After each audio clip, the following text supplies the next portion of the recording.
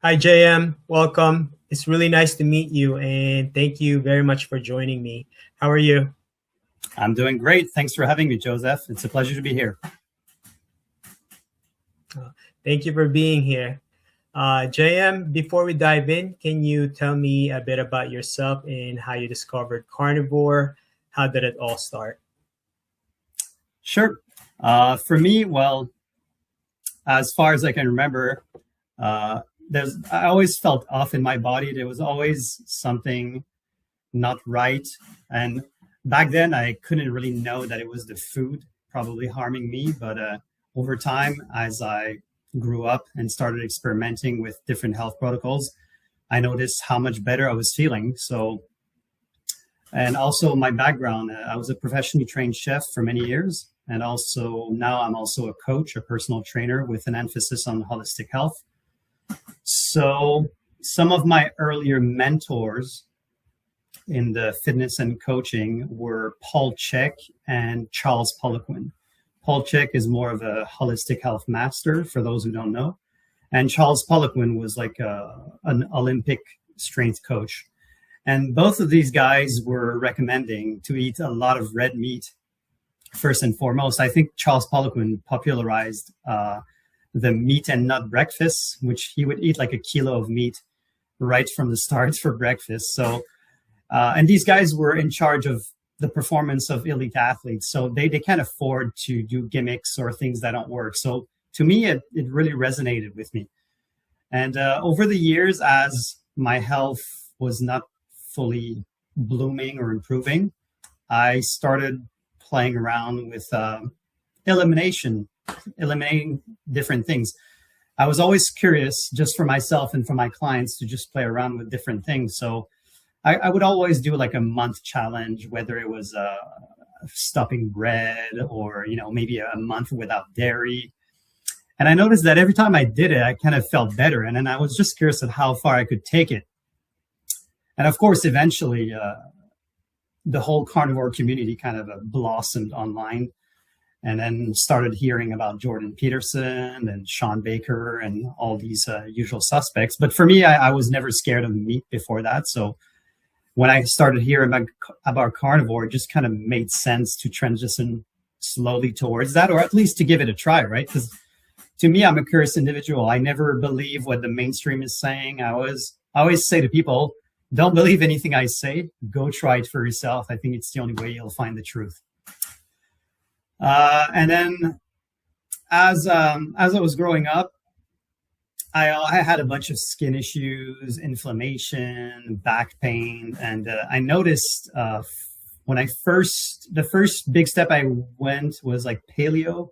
So eliminating like all grains, bread, pasta, all that usual stuff, which I think for most people, if they start there, they'll get great improvement. And then after that, I saw some great improvement. And then I just started going more towards keto. And then after keto, at some point, I just said, fuck it. I'll just eliminate all the vegetables and go pretty much full carnivore. I still sometimes, I'll admit it, eat some plants here and there, I think, but like 90% to 95% of what I eat is meat. I'm just still curious because, we hear some things, and I don't think that carbs are necessarily the enemy in general. I think it's more our modern lifestyles and other factors that contribute to it. So yeah, and then my skin has improved, my back pain has gone, my head fog is gone, my performance has improved, my cognitive focus has improved, and there's probably other things that I forget, but just overall, just feeling a lot better. Yeah, that's pretty cool. I mean, yeah, so you've done paleo and keto, so which is a plus. I think that's how much, that's how I pretty much introduced myself to carnivore. I was doing keto. I mean, not keto, paleo. And then I just remember doing it. And then I was like, maybe I can do carnivore because I saw someone doing it on YouTube. So were you ever skeptical of carnivore at first, like when you tried it, or because it made sense to you that you just jump right in? Well, because I was never really scared of meat, because I knew all the cholesterol nonsense was just based on, association studies that don't mean anything. So I was not really scared of it. I think for me, the hardest part is because of my chef's background. I got introduced to the skills of cooking so many delicious food that, of course, it's really hard to give those things up. But in my mind, I was like, I'm a chef. I can make anything tasty. So if I can make carnivore tasty, then I guess that would be a good way to make it sustainable long term. But apart from that, I'm still going to do I think I'm going to try a line diet at some point, just beef, water, and salt, just to see if my body feels better. But I think this will be quite difficult because I have to admit, you are sacrificing a lot of flavor. In the modern times, we use food essentially as a drug, as a pleasure, regardless whether it's good for health or not. And it is really tough. Even when I coach people, I think the hardest part for people is giving up the food they love. So having that chef's angle and making those carnivore dishes kind of tasty, I think is a good way to make it sustainable for myself and for other people. Yeah, that's really cool. You being a professional chef in the past, and now that you're a personal trainer with the background of holistic, what was it? Holistic nutrition, right? Holistic health. Holistic health. Yeah. You also mentioned you've had a lot of benefits after you did carnivore, like brain fog gone, like skin issues disappear. Like, how quickly did you notice those changes? Was it like just the first 2 weeks, or maybe just a couple of days? I think in myself, within like a week or two, I saw great benefits in just overall inflammation, and also I saw a very big difference in my gym training, where the recovery was just outstanding. It's just like felt all your joints and your body. Like, we're just, I feel like we're accepting having little aches everywhere all the time. And we just, we don't really pay attention. We take it for granted. But as soon as you go carnivore, all of these little things seems to go away. Apart from that, I know that skin will continue to improve because if I have big periods of stress, I still can have some seborrheic dermatitis appearing on my body. And I do believe, like a lot of the carnivore experts mentioned, that it takes time. It takes time for your gut to heal. This diet is great because you're eliminating all the plant toxins and a lot of chemicals and things like that. But it still takes time for your body to heal, especially since we've been exposed to all sorts of chemicals, all sorts of terrible food and processed food over the years. It's not going to change overnight. So there is aspects of my health which I'm still waiting that I know will improve over time. But I just need my body to take the time to clear out. Because as a chef, man, the amount of crap I was eating as a chef was just disturbing. Everything is just cooked in seed oils all the time. It's just carbs on top of carbs. Like, that's not going to turn itself around overnight. So I think you have to be patient. But overall, the experience has been very positive. Yeah, that's pretty cool. You mentioned seborrheic dermatitis. I feel like that word sounds very familiar when I used to go to a dermatologist many years ago. I was I had eczema, psoriasis, and all that.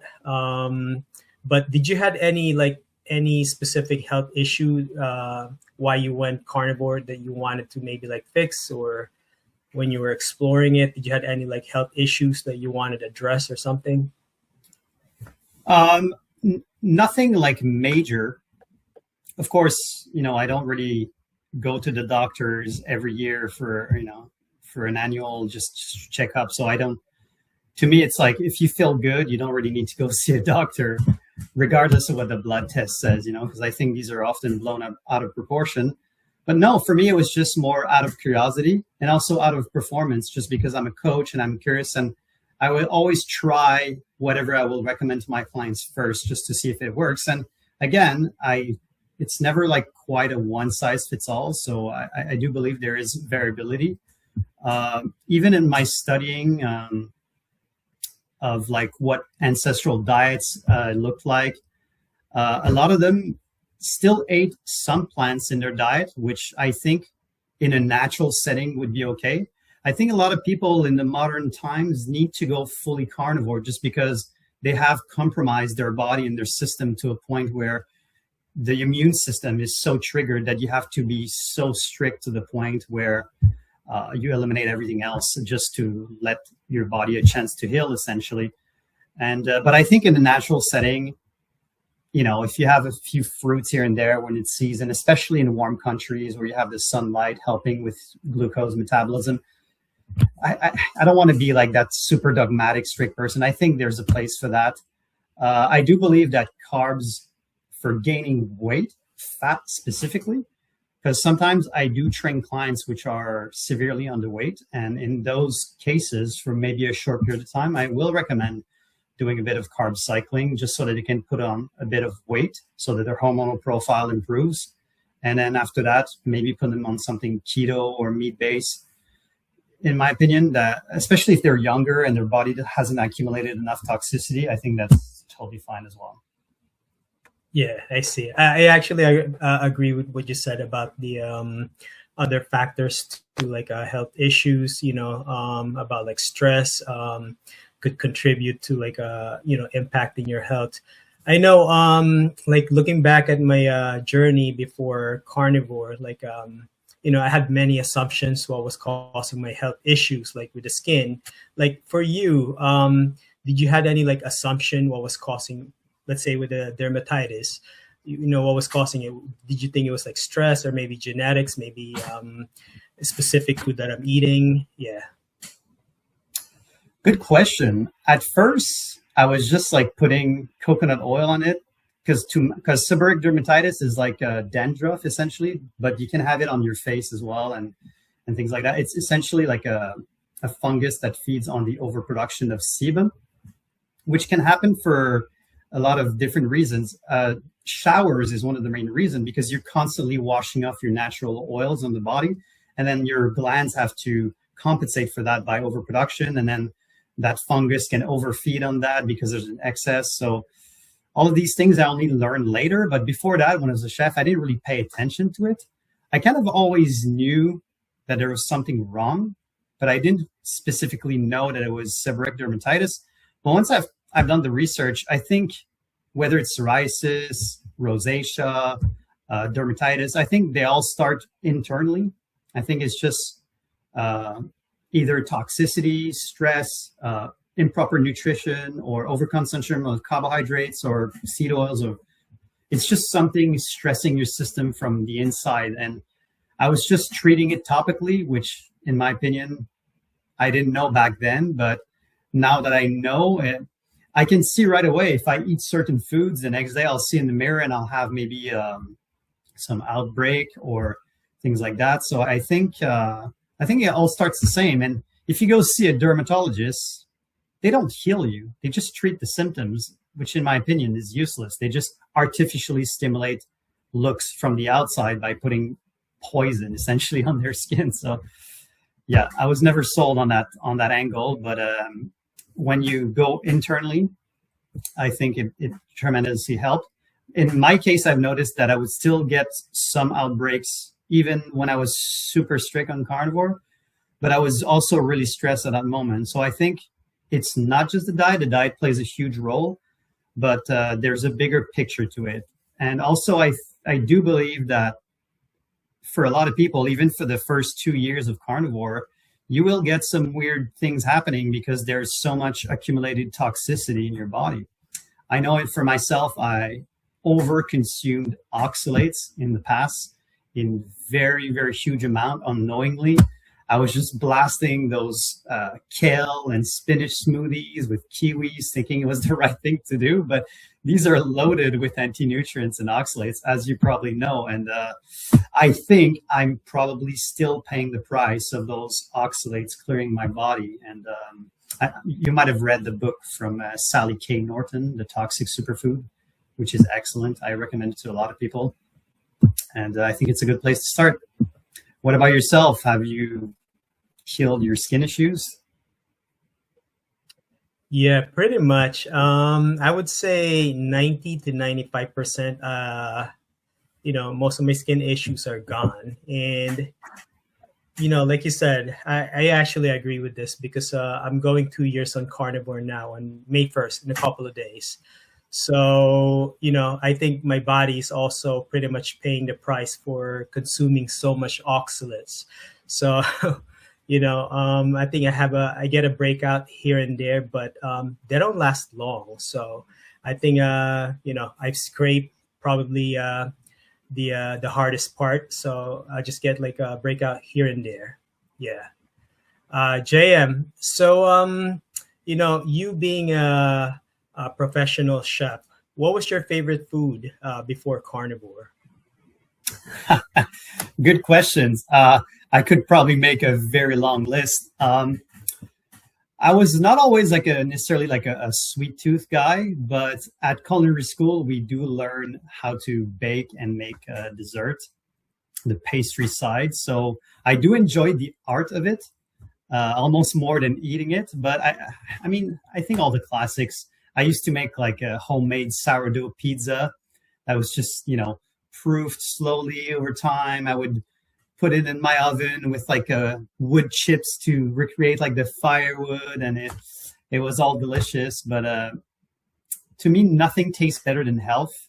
So to me, it's when I look at food, it's more like when I did the transition, giving up those foods, it was more like a philosophical question, like, what do I want out of life? Do I want short-term pleasures with those delicious foods, or do I want long-term health? And I think once you start reflecting on it, it becomes pretty obvious.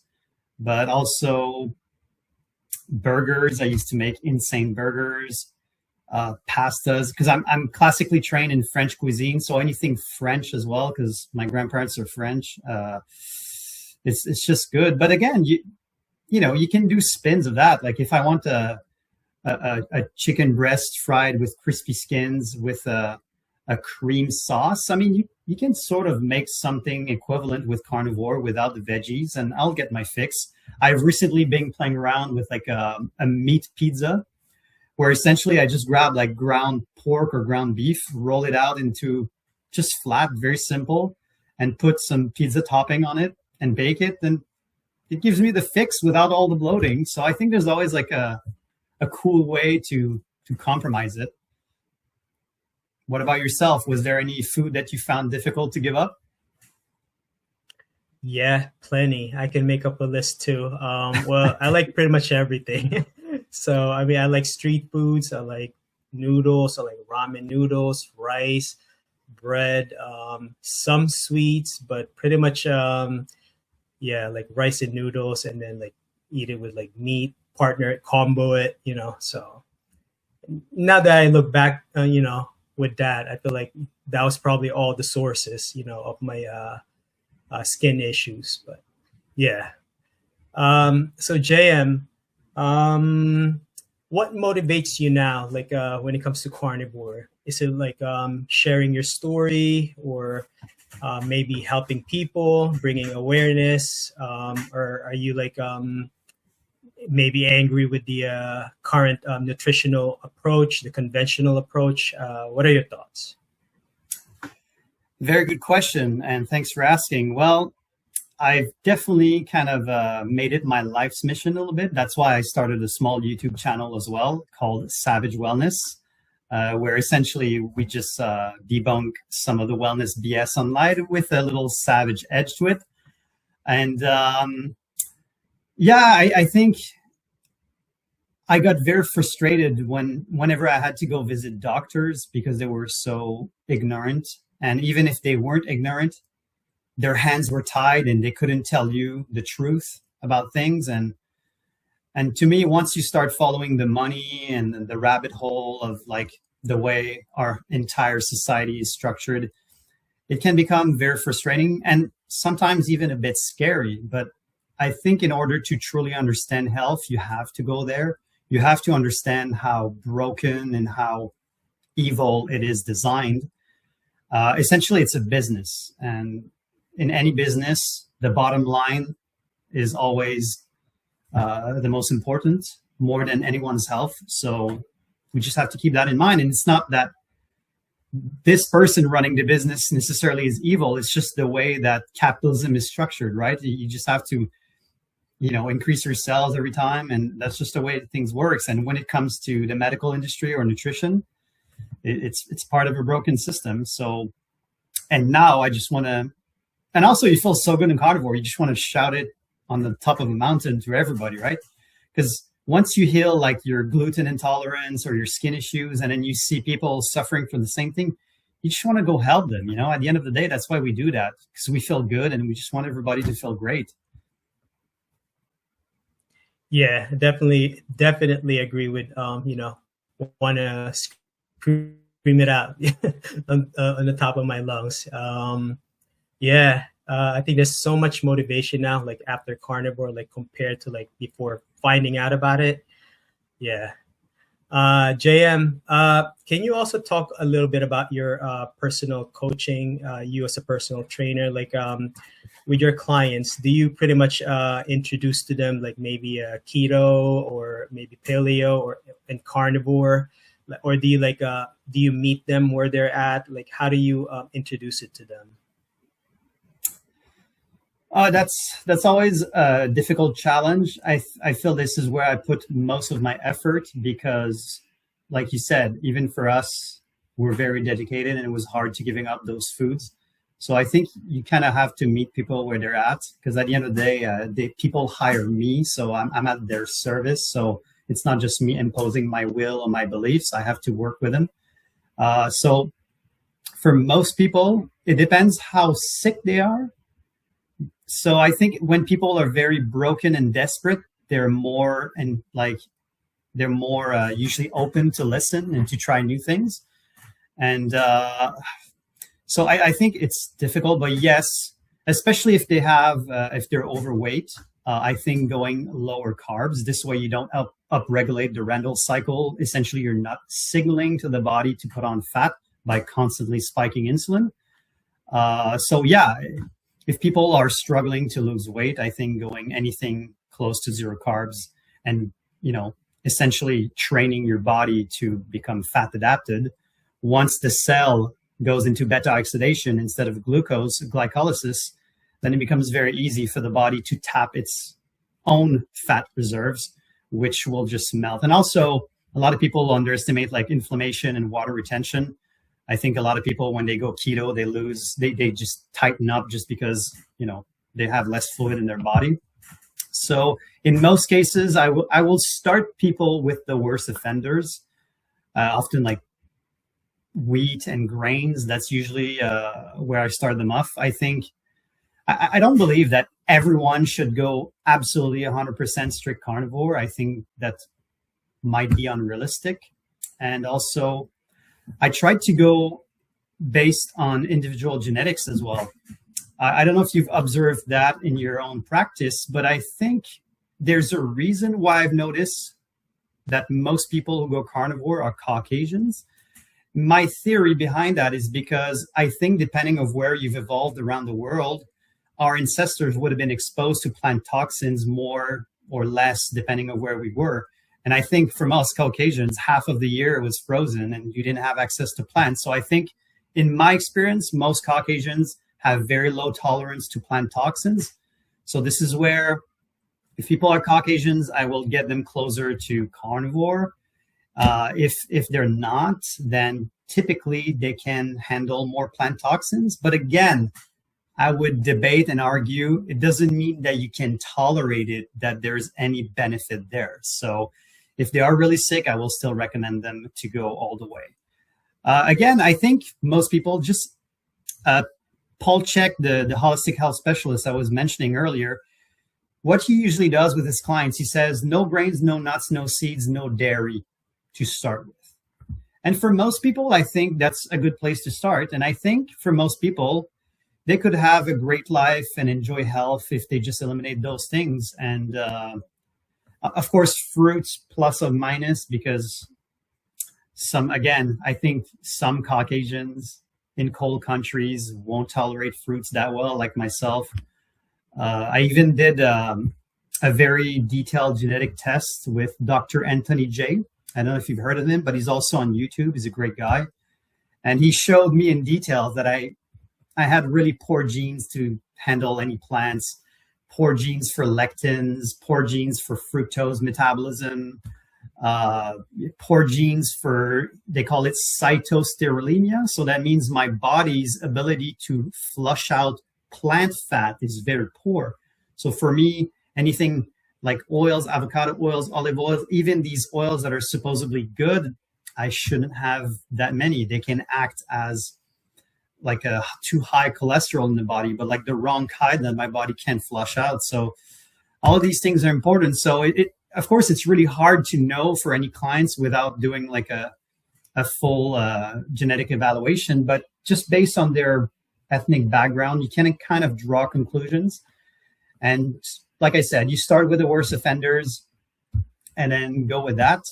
There's another angle that I've been looking into as well, which I don't know if you're familiar with, but it's more like the primal angle of eating more raw food. I don't know if you've heard about Argenis van der Planets, who wrote the book on the primal diet. And I have been experimenting as well with like swallowing raw organs, or even eating steaks as raw as I can possibly handle them. And I do see a difference. I think it is easier to digest, easier to swallow. And you just, the next day, I just usually wake up feeling better and less inflamed. So I do see that there is benefit with having the raw approach, whether people agree with it or not. Have you noticed any of these things or experimented yourself with any of those points? Actually, first want to address the first thing you talked about, which is the a lot of people who are more broken tend to be, they tend to be open to trying out new things. I feel like there is a degree of desperation, so in order to fix their health issues. So I really agree with that, and I think you being like a Caucasian is probably going to be a lot more closer to doing carnivore because of I guess like with us, like with an Asian background, like we have a lot of cultural what would you say this, like cultural, like I'm losing the word, like influence. So it's going to be hard to break out from that, like with rice, noodles, and bread and other things like that. So I do think because you guys like Caucasian tend to like live in a colder place than compared to like someone who's Asian, right? Like in a hotter place. So that makes a lot of sense. I think I was gonna lead to the third question. Now that you brought up like a primal, have you ever done something like unconventional within the carnivore framework? Like I know some people have mentioned that some people who are carnivore, maybe full carnivore, they don't brush their teeth, or they barely take a shower, or maybe like for like quite a couple of years. I don't even know if you would consider this like unconventional, but have you done something similar before? Like I think maybe some of those people are doing primal diet. Yeah, what are your thoughts? Good question. I do think that there is probably merit there, because I always ask myself the question of how it would work or how we would have evolved in nature, right? Because if you look at animals, typically they'll give you a lot of information of how we probably lived our lives before, and they don't get sick, right? So they must be doing something right. But of course, I live in the city. I need to interact with people and have some standard of hygiene and appearance. So I do think that if I lived by myself in the countryside and I had no responsibilities, yeah, I would probably try some of these things. I know that from my skin health, I have experimented by, if I take my shower, I won't wet my face or hair, because for the reasons I was mentioning about the sebum production, and I noticed that it was quite helping my skin. And I'm not sure if it's just based on not washing off your natural oils, but maybe also because of the toxicity of the water. I know they put fluoride and chloride and all sorts of that things. And I was maybe thinking of getting like a shower filter to see if I get some improvement from that. Apart from that, I tried to do everything that will touch my body naturally. So like deodorant, natural toothpaste. I do brush my teeth, but I'll use as natural as toothpaste as I can. I make my own soap, 100% beef tallow or lamb tallow. It's fantastic. Never had better soap. I make my own cream. Like if it gets a little dry during the winter, I just do like a whipped beef tallow with essential oils in there. So I'm very DIY, and I always try to make the version myself if I can or if I have the time. So I know it's not that unconventional, but there is things in the primal sphere, like I don't know if you've heard of high meat, which is essentially fermented meat.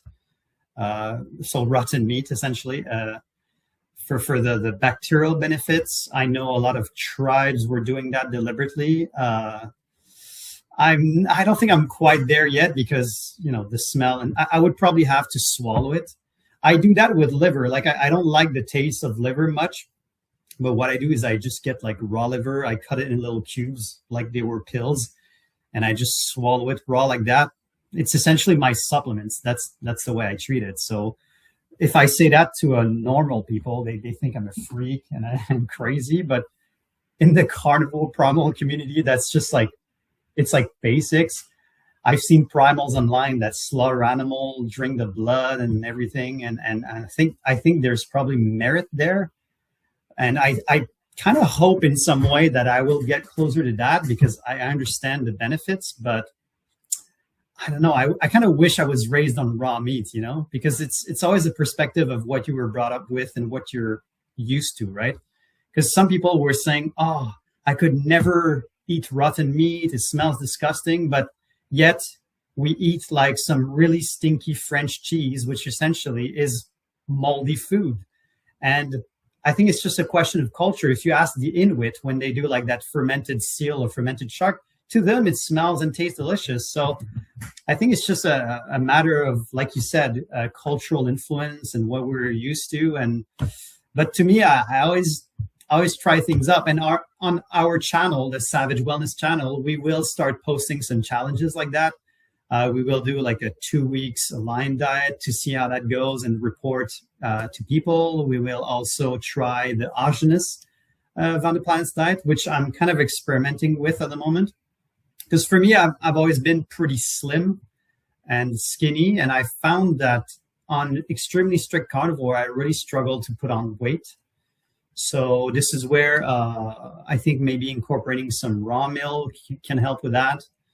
Probably because there's a bit of carbs in it and also growth hormones, which for workout recuperation could be great. But yeah, apart from that, nothing too outside of what the carnivore would typically do. Still trying to head towards primal slowly because I do think there's benefit there. What about yourself? Have you experimented with some weird stuff? Yeah, definitely. Well, yours is very interesting though. But yeah, I have. I actually brush my teeth once a week, and I still use like mouthwash and I still floss, but I only brush once a week. And I visited the dentist, and the hygienist told me that my teeth are very clean, very smooth looking, very strong, even the gums. So. And then I told them I was doing carnivore. That's when they flip on me, saying that, oh, no, it looks inflamed, after they pretty much gave me a compliment. So, oh, God. Yeah. That's terrible. It's funny how if you just tell them one thing, they'll flip on you. Right. That's what I thought. I was like, I should have not said anything. But yeah. JM, looking back at the start of your carnivore journey, were there any mistakes you made, and how did you learn from them? Yes, there was. I think in my case, the transition was good because, as I mentioned, I was already really low carb. So I think that thing I did right. I think a lot of people might jump in too quickly. I think the biggest mistake I did was eating too much rendered fat. Because in my opinion, I was trying to maintain my weight and my muscle. So I was like, oh, if I don't have the carbs, I need to increase the calories. And I was like, oh, I'll just put like a big, massive piece of beef tallow in my bone broth and that'll be it. Oh God, was I wrong. That quickly followed with a trip to the toilet, which I think a lot of carnivore experimented with, just when you're trying to find your fat to protein ratio. I think I'm discovering for myself that I need maybe a little bit less fat than I thought on a diet. I know some people, they thrive on really high fat, but in my experience, if I have too much high fat, I feel heavy, sluggish, bloated, and then also my bowel movement will be a bit messed up. So I think that's probably the biggest mistakes. The second mistake was maybe not doing enough research on delicious recipes or delicious trick. Even though I'm a chef, sometimes you just need to see inspiration on how to make your own version of it. So I think you just have to be more prepared. So sometimes I would make like homemade beef jerky, homemade beef sticks, just things that you can take on the go and have as a snack. I think it will help you tremendously. I think a lot of people, they start cheating when they're not well prepared or they didn't think it through. Also, in my case, I was trying to maybe fit it in one or two meals. And it just didn't, I don't have like a very big appetite in my case. So I feel better with 3 meals, even though a lot of people say, oh, you need to go OMAD, 1 meal a day, but in my experience, yeah. So I think don't be scared to try things around because I think even if carnivore is like the default mode for all humans, we can all survive on that without any problems. I still think there is a wide range of varieties. Some people might need more fish. Let's say they evolved on islands, or in my case, I'm mostly Northern European. I think I do great on ruminant meat or even pork. I do great on it. Any type of just land animal, I usually do very well on that. And for the fat, I noticed that egg yolks is great. I think the raw fat, as the primal promote, is much easier for me than rendered fat. So sometimes I would just eat my steak and I'll maybe have like a extra fat cooked on the side. I feel like I digest it better than if it was a fat that's been rendered already. Yep. Yeah, that's pretty cool. So what do you eat now? Like maybe, on your, what do you eat daily or even weekly? Maybe you can walk me through. Yeah. At the moment, a lot of ground meat. I think just because, the price of meat has gone so expensive. I'm sure it's the same in the US, but I remember just going to Costco like a year ago and I could buy like the whole New York strip roast for like 170 to 200. Now it's like $320. So it's pretty ridiculous. So I typically buy like big amounts of ground pork and ground beef, which I'll mix together because it's a little bit cheaper, the pork, but also the fat content is a little bit higher, which makes it taste nice. I would typically have like a patty in the morning of ground beef with like four eggs. And sometimes I will make myself like a raw egg smoothie with a little bit of lemon juice and stevia if I feel like I don't have enough calories. And sometimes I add raw pork fat in it as well, which adds some interesting creaminess, and it allows me to incorporate some raw animal fat, which I do see the benefits from. And then from there, sometimes I skip lunch if I'm not really hungry. I just try to listen to my body. If not, I can bring more eggs or some of the meat snacks that I talked about. If I feel like cheating a little bit, I'll have like some pork rinds, like chicharron. I think that's a good alternative for low carbs, like chip snacks. Apart from that, I'll just have like a piece of meat and I'll make like a sauce. Uh, I do use sometimes a little bit of wine or a little bit of lemon juice here and there, just to, or a little bit of garlic here and there. I didn't notice any downside or any detriments from that. Again, maybe I'll see once I'll do the line diet experiment. Maybe I was like, oh, even that garlic was messing me up, but we'll see. Apart from that, I try to make butter sauces like a beurre blanc, we call it in French cooking, or like a hollandaise sauce because it's based on eggs and butter as well. Sometimes I'll make like a broth sauce. So essentially, let's say you pan fry your piece of meat. I deglaze with a tiny bit of white wine just for the flavor.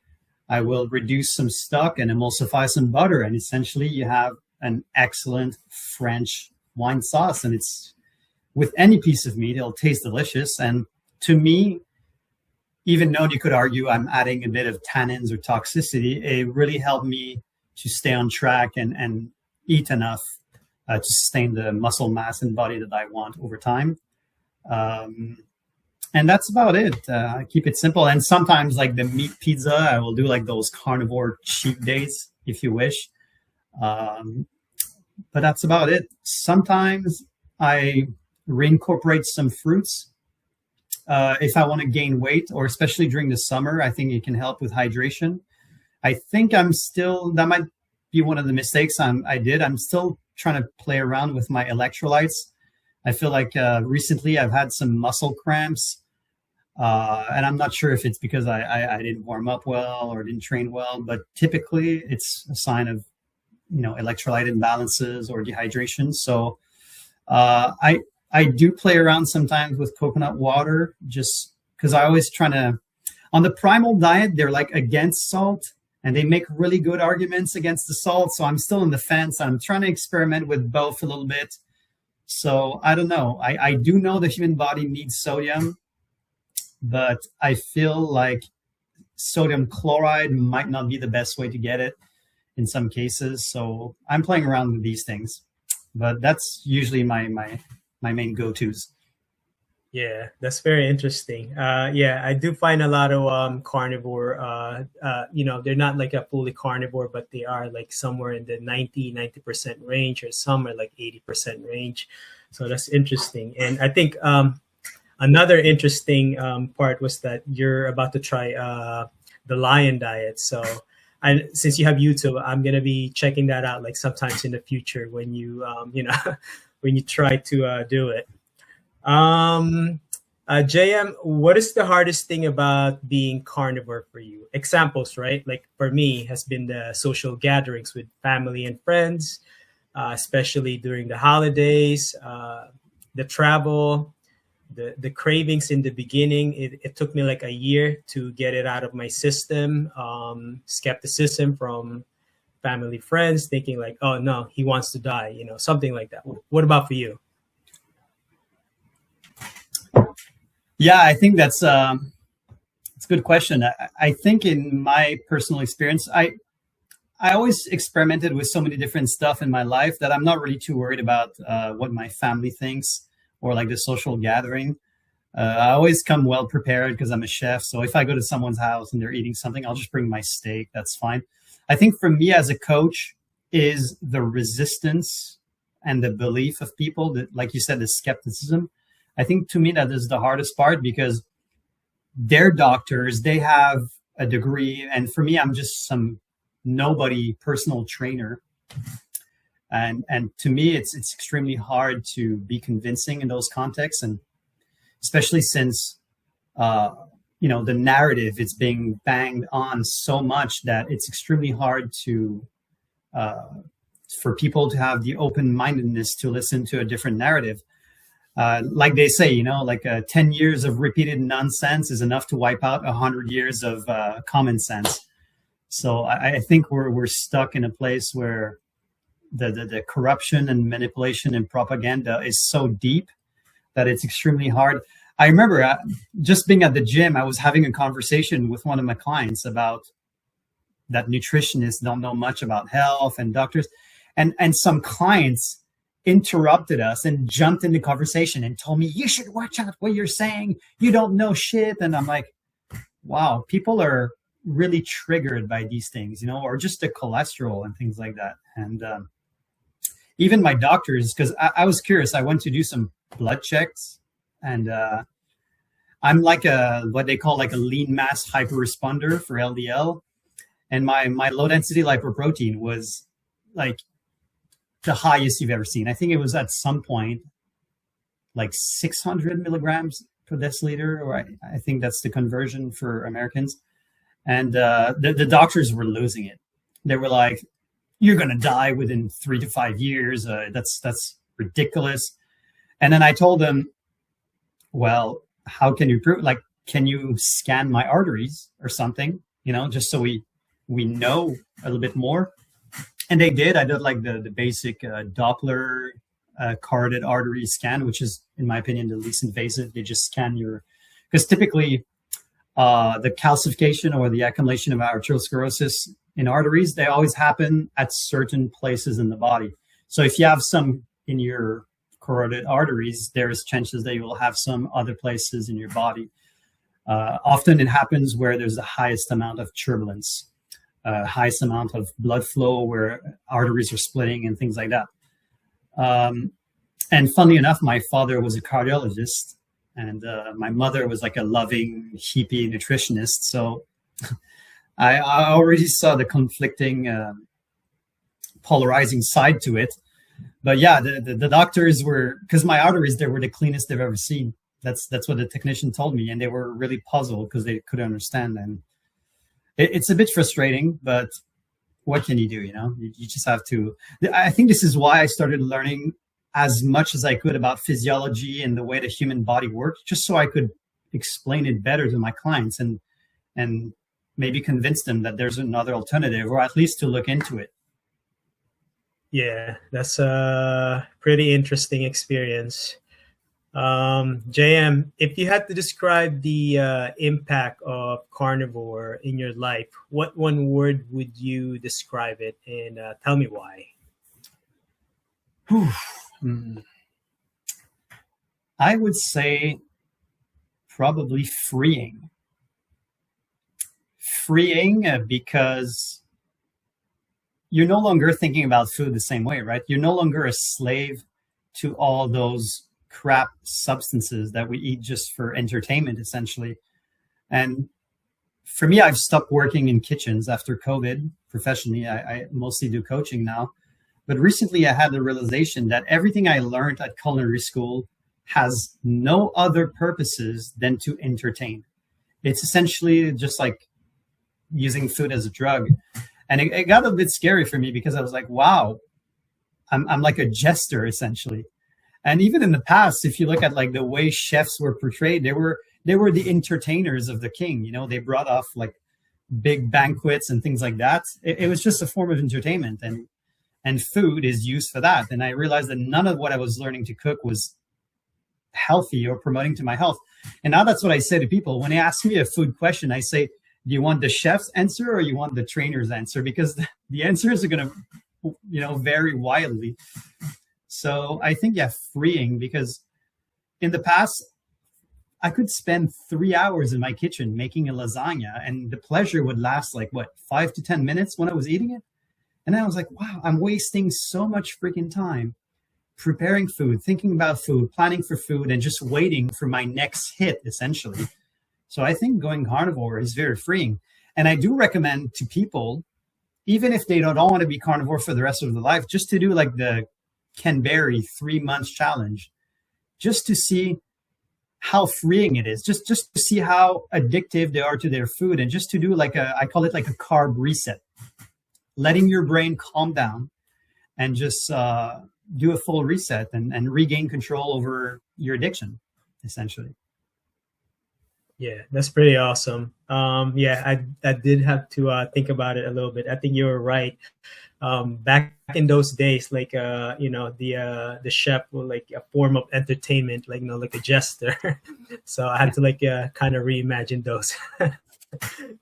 JM, so I know you, because you're a trainer now, like knowing what you know now about carnivore and nutrition and other things, if you can give an advice to someone who might have a chronic issue, and but they see that you've had success with your body, and they see a lot of progress in you, but we're gonna go back again to being skeptical. They're super skeptical. They think they're gonna have a heart problem, heart disease. What would you tell them? I think this is where maybe I will redirect people to go online a little bit and do their own research. I think because I lack the doctor's authority, I think if you point them towards Dr. Sean Baker, Dr. Anthony Chafee, or any of these doctors, it just adds a little bit of credibility. And also, these doctors are very well spoken. The way they speak, it's logical, right? When they describe things, you can follow the train of thoughts, you can follow where they're going. So it kind of makes sense. And once you start talking about like botany, anthropology, and different angle to look at this issue, I think people start, they start basically opening their mind to different possibilities, especially like we mentioned previously, if they're really sick or broken. But I think in most cases, even when it comes to training, it really depends what their issues are. I think a lot of people, they approach it in reverse. Like if I get a client that has knee pain, well, you can go see a physiotherapist, which will only mobilize, stretch, strengthen, and work the knee. But the question they don't ask is, where does that pain come from? Because it doesn't necessarily come from the knee. It can come from all sorts of different things. I know that Paul Chek, that holistic specialist, he shows in his approach a hierarchy of system in the human body from the most important to the least important. And I think you should always put the majority of your effort in the systems that are the most worth it. So for me, when I start training clients, for the first month, I might not even train them. I think if somebody's overweight, tired, broken, burnt out, the last thing you should be doing is putting them on a treadmill or under any weights. I think you need to heal them first, and then once they have sufficient energy, then you can train them. What is training? Training is just stress. There's nothing magical to it. So if I want to add stress to an individual, I need to make sure that they eliminate all the other stress, or at least as much as they can from their life, whether it's nutritional, sleep deprived, financial, emotional, it will all play a role in the equation. And that's usually how my holistic approach comes into play. I just look at every aspect of health and trying to treat each person individually. That would be my approach. Yeah, that is actually that sounds like a very good approach, and I do agree. Now that I think about it, about putting stress into your body when you do this, this exercises. Yeah, it makes total sense. JM, my last question for you is, how do you see carnivore in the next 5 to 10 years? Do you see it being in the good light or a bad light, or maybe both? Good light meaning more people wanting to learn about it because they're seeing a lot of people healing their chronic issues, other things, other health issues. And at the same time, the bad light meaning we talk about meat prices going high. Maybe they're going to go skyrocket in the future. Maybe censorship in the media, false information. What are your thoughts? Wow, I mean, that's a pretty loaded question there. I think there's multi-angle that we can look at this one. Maybe from a media's perspective, I mean, if you just look at what Bill Gates is up to, you can already tell that they're pushing like the vegan agenda for multiple reasons that we can talk about. I think it will be extremely profitable. If you look at the way like cattle is raised, there's a reason why. I mean, beef takes the longest, right? It takes about 1 year for commercial cow and about 4 years for an organic grass-fed, pasture-raised cow. So it is time-consuming. There's no way to patent it.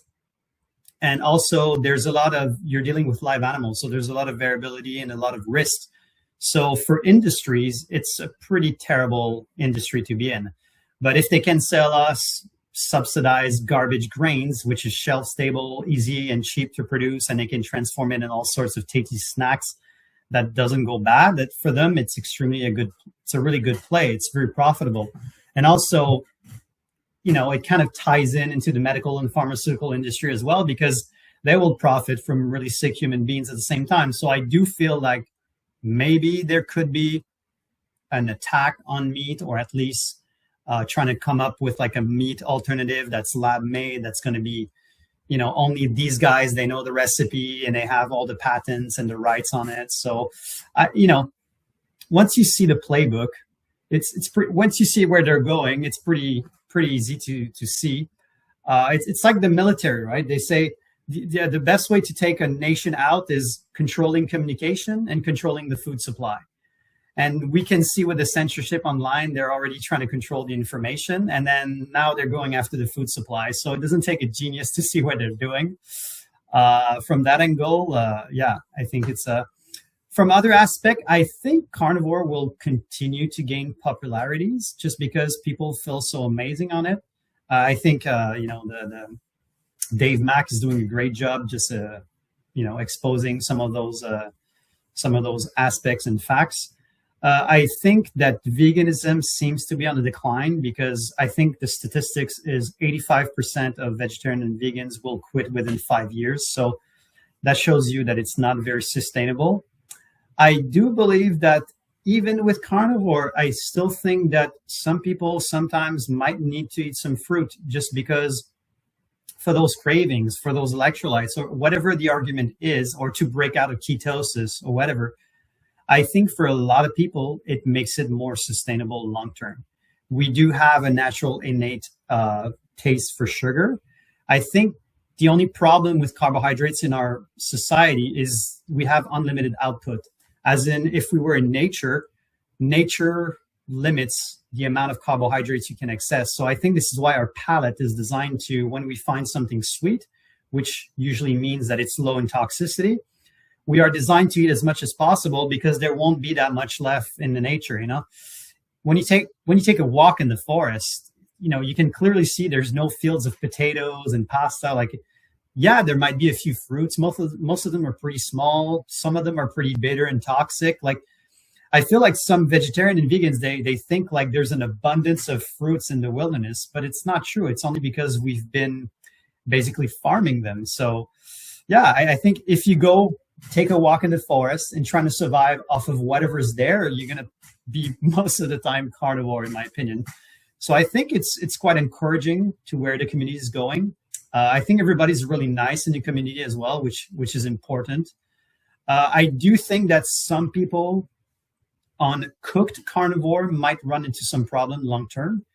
I don't exactly know the nuances of that. I was reading on Augenus van der Planen's book where he said certain humans lack the enzyme mutation for digesting cooked food and cooked meat.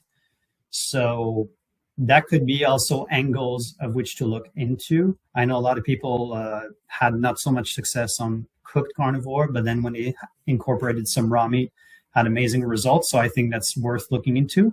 But overall, I think it's looking positive, and I'm definitely pushing the movement. But again, I tell people, don't believe a thing I say. Go try it for yourself, and you'll find out the truth, at least your own truth, because it's slightly different for everyone.